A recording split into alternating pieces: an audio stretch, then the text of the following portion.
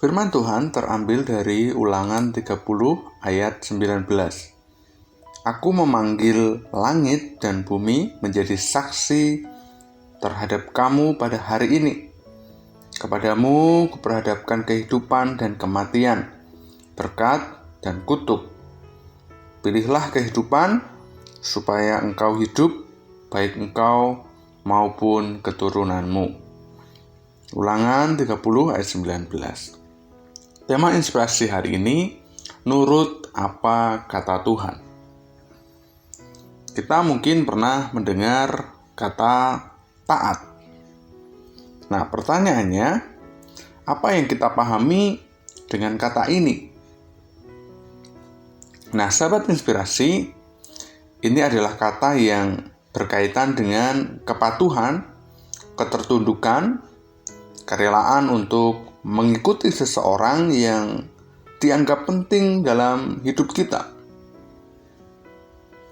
Nah, dalam konteks rohani, kita tentu tidak asing dengan kata taat tersebut. Kata itu berkaitan dengan kesediaan kita untuk mengikuti Sang Guru Agung kita, yaitu adalah Tuhan Yesus Kristus. Nah, pertanyaannya, mengikuti dalam hal apa? Nah, tentu saja semua hal yang difirmankannya, itulah yang harus kita ikuti. Nah, pertanyaannya selanjutnya, untuk apa hal itu kita lakukan? Jadi, selain karena kita bersyukur atas anugerah keselamatan yang Tuhan berikan, kita mentaati firman-Nya karena kita ini mau mengasihi Allah. Selain itu, kita juga harus tahu bahwa dalam ketaatan, yaitu ketaatan kita kepada Allah, itu mendatangkan berkat Tuhan yang akan Tuhan limpahkan dalam setiap kehidupan kita. Jadi sahabat inspirasi, sebagaimana bacaan renungan kita di atas, bahwa Tuhan menghadapkan kita pada pilihan untuk kita memilih kutuk atau berkat.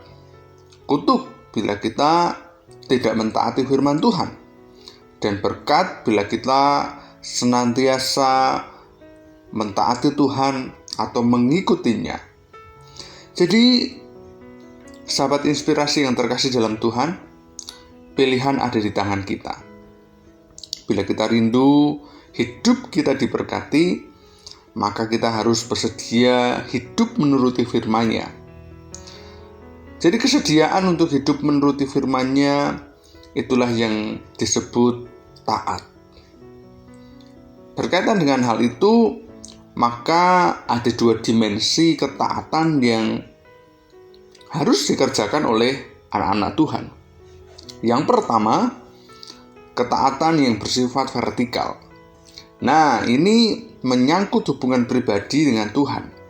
Jadi sifatnya personal, dan hanya kita dengan Tuhan yang tahu. Nah, bentuk hubungan seperti ini tidak dapat diukur berdasarkan ritual peribadatan.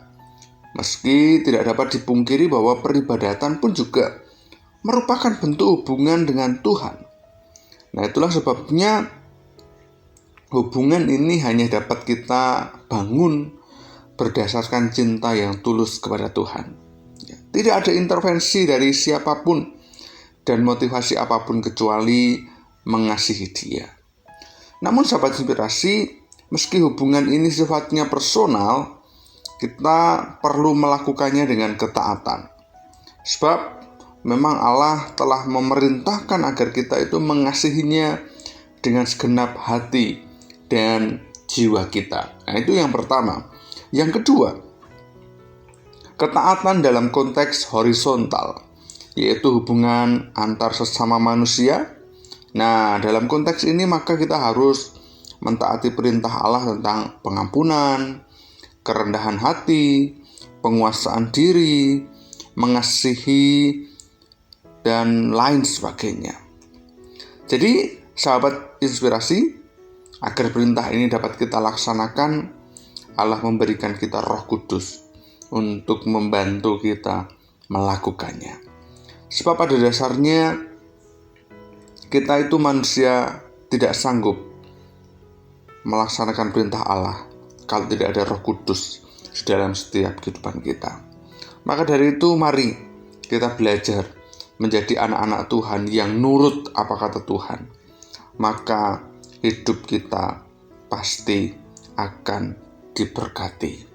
Maka dari itu sahabat inspirasi yang terkasih dalam Tuhan, mari kita ambil sebuah komitmen untuk kita lakukan di dalam setiap kehidupan kita. Dan kita selalu ingat kata-kata kita hari ini, turutilah perintahnya, maka berkatnya akan selalu melimpah untuk kita. Amin, mari kita berdoa. Tuhan, terima kasih untuk firman-Mu hari ini. Tuhan, kami mohon agar kiranya senantiasa Tuhan mengajar kami, untuk kami selalu mentaati-Mu, untuk kami selalu taat akan perintah-perintah-Mu, agar hidup kami selalu ada dalam berkat-Mu. Tuhan, tolong setiap kami, berikan kami Roh Kudus-Mu, supaya senantiasa hidup kami diajar, supaya hidup kami seturut dengan kehendak Tuhan. Dalam nama Yesus kami berdoa dan bersyukur. Amin.